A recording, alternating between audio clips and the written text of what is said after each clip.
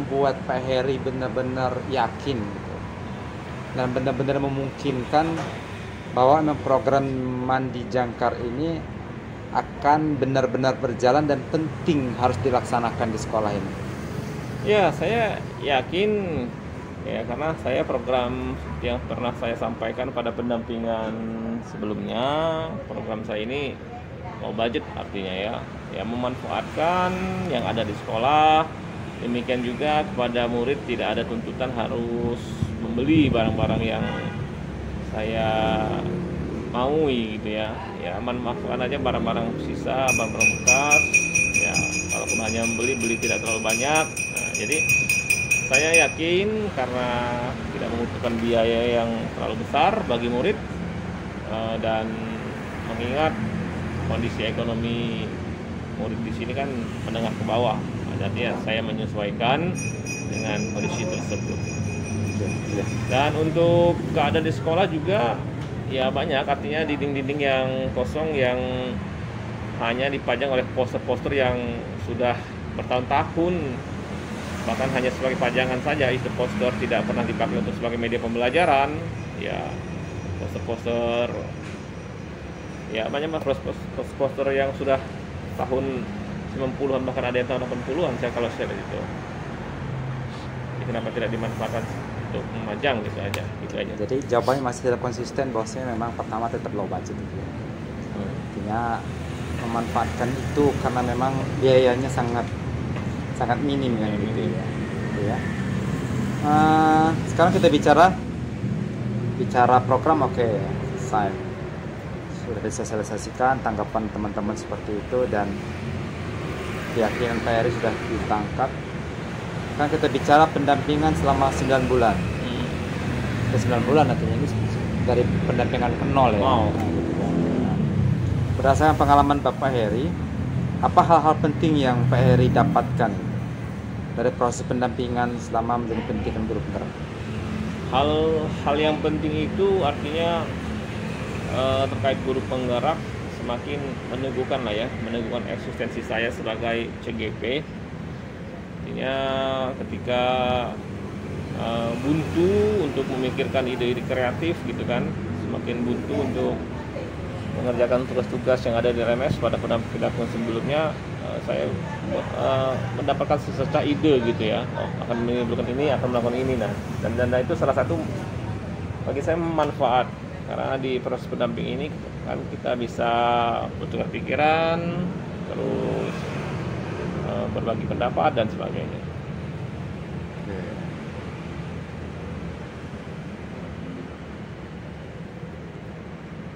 Sekarang kita bicara dampak. Bagaimana dampak pendampingan? Kita kan saya pendampingan ya beberapa. Dampak pendampingan ini terhadap proses pembelajaran, nah, ya kan? Karena setiap pendampingan biasanya kita merefleksikan apa yang dilakukan selama beberapa pekan. Pak Heri curhat melakukan ini, kita coaching melakukan. Nah, setelah melakukan pendampingan tersebut, dampaknya ada nggak dampak terhadap proses pembelajaran ini sendiri? Dampak selama melakukan proses pendampingan terhadap proses pembelajaran tentu ada begitu ya, karena dalam proses pembelajaran terkadang hal-hal yang terlupakan ya bisa teringat ketika menyaksikan video-video pendampingan begitu ya. Terkadang rekaman ini saya putar ulang begitu ya, untuk merefleksi titik lemah saya dalam mengajar itu seperti apa begitu ya. Jadi ada sebagai bahan refleksi saya gitu lah ya, untuk mengajar perbaikan ke depannya begitu. Contohnya adalah komunikasi antara guru dan murid itu harus dua arah, terus memberikan kebebasan murid dalam berpendapat, terus ya balik lagi ke murid sebagai untuk merdeka belajar itu ya, kayak berpihak kepada murid dalam pembelajarannya. Jadi ketika saya melihat ini harusnya seperti ini gitu, jadi bisa saya ubah dalam proses pembelajaran berikutnya.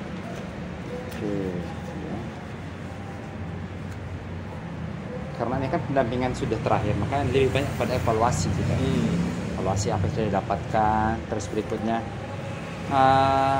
kira-kira menurut Pak Heri apa yang perlu diperbaiki untuk proses pendampingan program nanti kan ke depan akan ada tahap kelima ya di Bandar Lampung ya. Ada guru penggerak tahap kelima dan pasti ada pendampingan. Nah dari proses pendampingan yang sudah dirasakan itu kira-kira ada yang perlu diperbaiki nggak menurut Pak Heri? Baik prosesnya saja. Ya, prosesnya dan untuk semua halnya itu ya. Ya. Saya rasa polanya ya seperti inilah, nggak apa-apa lah.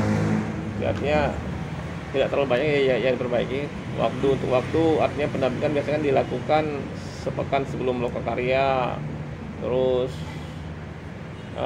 kalau ada beberapa CGP yang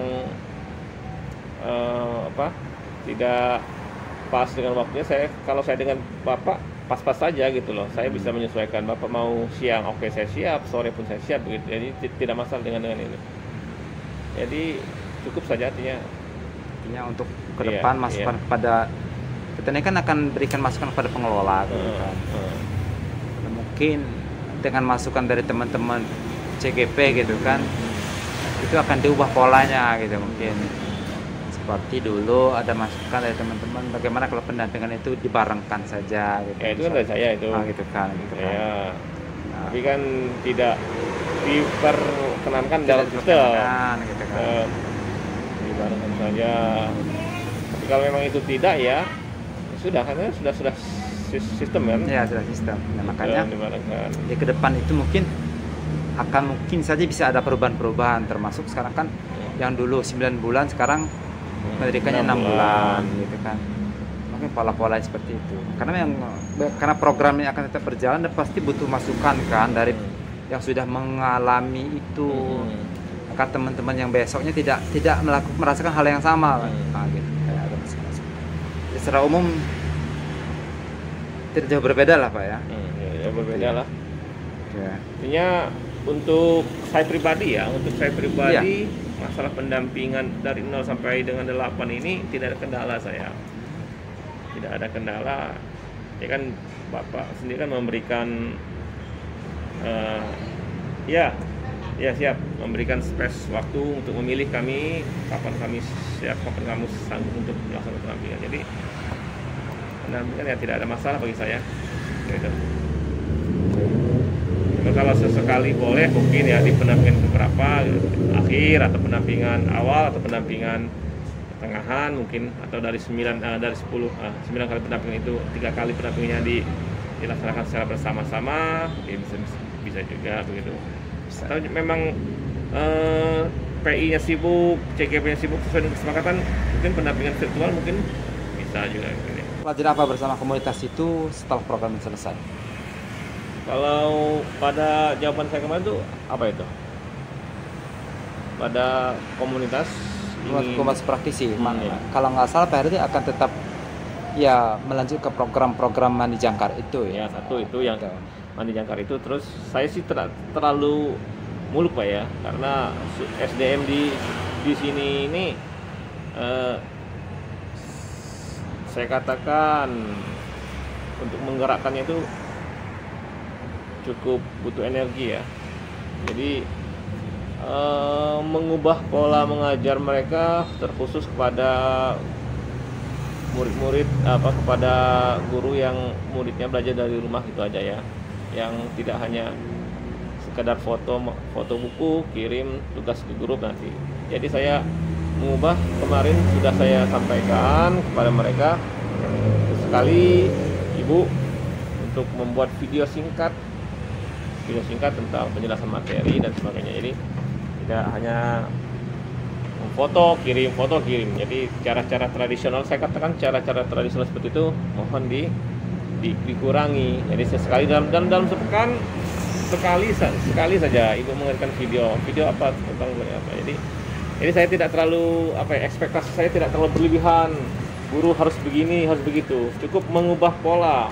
Jadi amal laun kan berubah polanya. Kalaupun belum bisa mengirimkan tautan YouTube yang saya lakukan, jadi saya buat video baik itu rekaman suara maupun video saya mengajar, terus saya buatkan YouTube-nya, terus saya kirimkan linknya. Kalau tidak bisa seperti itu ya cukup saja kataku, video maksimal 5 menit saja kirimkan ke murid melalui itu saja. Dan mereka oh ya dicoba dulu, tapi kayaknya hanya baru 1 orang juga yang merespon itu dengan cepat itu. Kenapa itu yang Pak Heri pilih? Kenapa itu yang Pak Heri pilih? Ya karena menurut saya murid-murid ini jenuh hanya foto, kerjakan ini di folio, terus 3 hari kemudian kirim folio, begitu lagi besoknya kerjakan ini. Jadi pola itu ya saya yang di luar kelas mereka sih ya merasa bosan begitu. Ya saya pikir pasti muridnya ini jenuh juga. Itu baru 1 guru ya? Iya, itu baru satu. Kalau semua guru begitu? Ya, semua guru begitu. Gitu. Iya. Ya pastinya jenuh ya. Tidak ada variasi begitu ya. Tidak ada variasi. Karena memang nggak bisa disamakan juga dengan apa? Dengan sekolah swasta ya, yang gurunya itu dalam tanda kutip mau berubah dan mau maju gitu ya. Kalau di sini kan banyak yang sudah tertidur. Banyak yang sudah tertidur. Saya kan sudah tertidur. Kental di negeri gitu ya. Sudah nyaman begitu kan. Karena pada pola zona nyamannya itu. Iya. Dan saya rasa dari kelas 1 sampai kelas 6 mereka yang ya saya bukannya membanggakan diri ya. Artinya yang ya menampilkan tampilan digital itu saya begitu. Ya itu saya, dan itu pun saya kirimkan ke grup komunitas saya. Tidak hanya ke grup murid tapi gini caranya. Bahkan saya buatkan video tutorial pun ada boleh dicek Pak di YouTube saya, video tutorial membuat soal Google Form. Nah, terus rekaman video tutorial menggunakan aplikasi Kaganga Mobile. Ya, itu membantu kan. Jadi saya buatkan video tutorialnya. Ya, kan sulit sekali ya, swasta Lampung gitu ya. Swasta Lampung itu sulit mereka mengenal aksara. Jadi itu saya buatkan, ini aplikasinya. Itu yang buat orang Lampung? Iya, orang Lampung. Kaganga Mobile. Ada di channel YouTube saya. Ya, terlepas dari itu saya ajak secara langsung, saya ajak secara lewat grup. Ya saya nggak bisa ini juga lah. Cukup mengajak saja.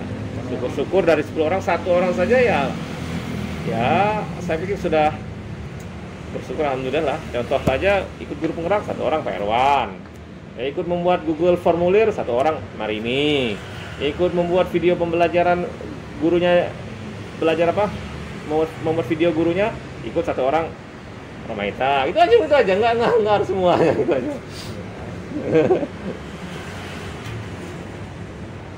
Karena dengan mereka sudah melakukan itu kan menjadi contoh kan. Ya. Ternyata nggak susah kan gitu kan.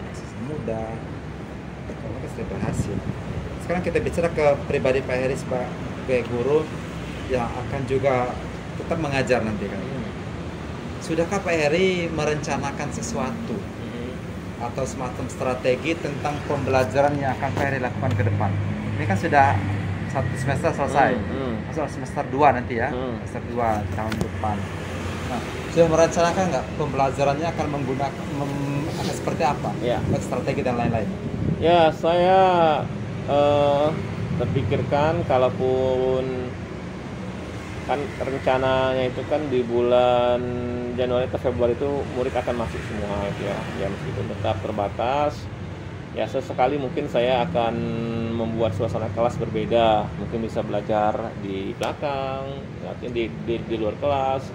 Mungkin sekaligus nanti akan saya ajak mereka kalaupun memang memungkinkan, seperti yang saya lakukan tahun-tahun sebelumnya, sebelum pandemi itu saya ajak mereka ke museum, terus ada beberapa tempat yang ya mungkin ajak ke kebun binatang, kemarin juga ke lembah hijau. Jadi sebagai bahan refreshing mereka juga itu ya, tidak hanya terpaku di kelas, juga atau kalaupun memungkinkan perpustakaan itu sudah ditata, ya akan saya ajak juga ke belajar di perpustakaan. pada sama teman-teman belum saya ucapkan apapun karena memang kita masih bertemu di sini. Nah, ini adalah prosesnya sudah selesai. Pertama yang akan saya sampaikan bahwa pertama saya mengucapkan terima kasih kepada seluruh teman-teman semua. Terima kasihnya teman-teman mengapresiasi atas seluruh kegiatan-kegiatan selama ini. Setiap saya berkunjung kepada sekolah teman-teman menyiapkan diri dan menyiapkan waktu di tengah kesibukan dan mungkin ada yang sakit dan bersama keluarga. Saya sangat menghormati dan mengapresiasi itu. Yang berikutnya, saya sangat merasa terkesan bertemu dengan teman-teman semua yang sudah memberi warna khusus dalam perjalanan karir dan pengalaman karir saya. Saya memang ada di perguruan tinggi yang selama ini jarang berinteraksi dengan teman-teman di pihak guru-guru. Oleh karenanya, dengan ilmu, dengan share pengalaman, saya mendapatkan sebuah pengalaman baru. Oleh karenanya, selama berinteraksi ini saya yakin ada hal-hal yang tidak pas di hati. Sebagai manusia biasa, tentu saya yakin pasti ada. Saya mungkin memaksakan untuk harus ketemu karena di tengah-tengah kesibukan saya dan teman-teman harus menjadwalkan itu. Terus ketika saya bertemu dengan kawan-kawan mungkin ada perkataan atau cara saya yang mungkin saya yakin pasti ada hal itu. Nah, karena dari awal kita tidak mengenal dan akhirnya kita kenal, awalnya zero, saya ingin semuanya kembali ke zero untuk hal-hal yang negatif itu. Tinggalkanlah hal-hal yang positif di antara kita. Ketika pendampingan kemarin, saya sudah mintakan berbagai macam input kepada saya. Walaupun input itu sudah pernah dilakukan sebelumnya, di lokakarya sebelumnya. Itu sudah saya jadikan pembelajaran pada saya.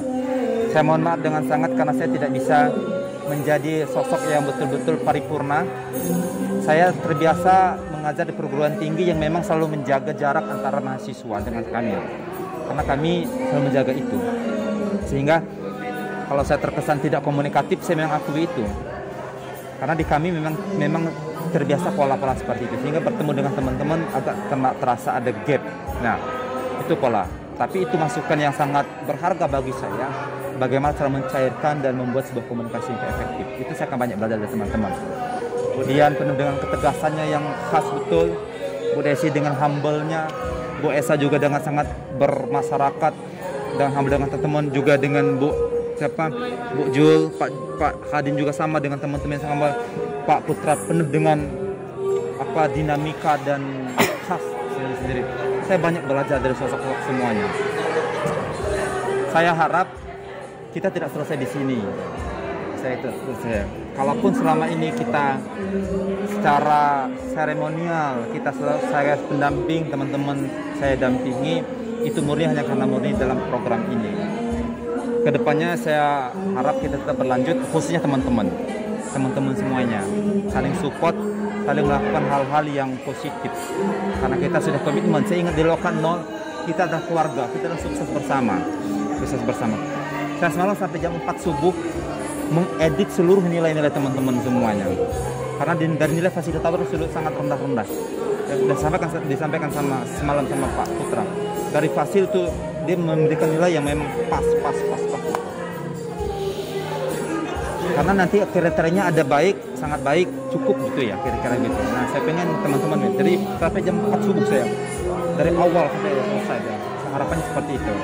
Karena ya kapan lagi kita berbuat, karena memang ya saya dari proses teman-teman sudah memahami betul bagaimana proses pembelajaran. Nilai itu hanya sebuah angka, sama teman-teman yang mengajar. Bisa kita kontrol nilai itu, tapi karakteristik, bagaimana cara bersikap, bagaimana cara melakukan itu hal-hal yang sangat membuat saya bangga dan memberi warna dalam saya. Sekali lagi saya mohon maaf sekali tidak bisa memberikan hal yang paripurna pada teman-teman sebagai manusia biasa, dan teman-teman saya harap juga terjadi komunikasi. Kemudian tidak ada salah dengan saya, Bu Desi, Bu Leha, Bu Esa, Pak Putra dan Pak Hadin juga semuanya saya anggap semuanya. Kalaupun ada perkataan Bu Dian yang mungkin pernah menyakiti saya, perkataan Bu Esa, Bu Desi, Pak Hadin semuanya ada sikap-sikap, oke lah, itu dinamika kita. Sehingga saya tahu Bu Esa seperti ini orangnya. Saya bicara psikologi, oh begini. Pak Putra itu seperti ini. Nah, sehingga saya kenal ada istilah ibu tiri di sini ya, ada ibu kandung gitu ya, ada yang mengemong, ada yang tegas, kan cirah-cirah. Itulah warna di tempat kita. Yang mungkin berbeda di tempat lain. Kalau PP yang lain mungkin bisa memberikan hal-hal yang berbeda dengan mereka. Saya memberikan warna tersendiri. Saya lagi mohon maaf, Bu Desi, Bu Dian, salam untuk kepala sekolah ya, Ibu ya, semuanya. Saya tidak bisa banyak mendampingi ke depan mungkin karena teman-teman akan bermetamorfosa menjadi PP. Nah, saya nggak tahu nanti mau bermetamorfosa kemana, kan akan melihat situasi dan kondisi gitu. Nah, apapun itu bermetamorfosa menjadi apapun kita, komunikasi kita harus tetap bisa terjadi. Grup itu dibubarkan saja nggak apa-apa, kita bisa japrian gitu ya, bisa japrian. Saya tahu sekolah Pak Hadin, kita bisa bermain tenis meja, punya teman-teman, punya sekolah saya bisa berkunjung semuanya. Itu ya Bu Dian, saya mohon maaf semuanya. Pak Hadin mewakili. Ya, maaf ya. Mewakili ya Pak. Ya, gimana? Pak Hadin, silakan. Ya, terima kasih semuanya pada teman-teman yang telah memberikan saya untuk mewakili penyampaian dari kami grup C2, dan akan saya sampaikan dalam cara yang seksama dan dalam tempo yang sesingkat-singkatnya. Assalamualaikum warahmatullahi wabarakatuh. Tidak banyak Pak Ceri yang dapat saya sampaikan mewakili rekan-rekan semua. Yang pertama, ucapan terima kasih dari kami semua berenam atas bimbingan, arahan, masukan dari Pak Ceri selama melakukan pendampingan praktik kepada kami, terhitung dari praktik yang pertama hingga yang kemarin. Dan selama mengikuti pendidikan guru penggerak ini juga sudah banyak memberikan masukan, kritik yang membangun, dan itu kami ucapkan terima kasih. Lalu yang kedua Pak Ceri, yang saya hormati, permohonan maaf selama kita bergaul, berinteraksi dan sebagainya, baik itu tingkah pola, tindak tanduk bicara, tutur kata yang kurang berkenan dengan Pak Ceri, mohon dimaafkan. Dan yang terakhir, harapan semoga terlepas dari pendidikan guru penggerak ini, artinya tidak hanya terbatas hanya di pendidikan ini saja. Jadi bisa kita anggap ini sebagai suatu keluarga, yang artinya apa? Jika ada suasana kabar duka, baik suka maupun duka, mohon saling mengabari. Artinya hubungan ini sudah seperti keluarga, ada kakak, ada ayu, gitu kan, ada adik dan sebagainya. Jadi tetap meskipun kita tidak dilahirkan di rahim yang sama, tapi ini sudah menjadi satu keluarga. Demikian yang dapat saya sampaikan. Mungkin ada tambahan dari rekan-rekan yang lain? Tidak ada? Oke. Saya akhiri. Assalamualaikum warahmatullahi wabarakatuh. Terima kasih. Terima kasih bajunya. Saya diberikan baju kemarin, Bapak diberikan malahnya. Maaf lah.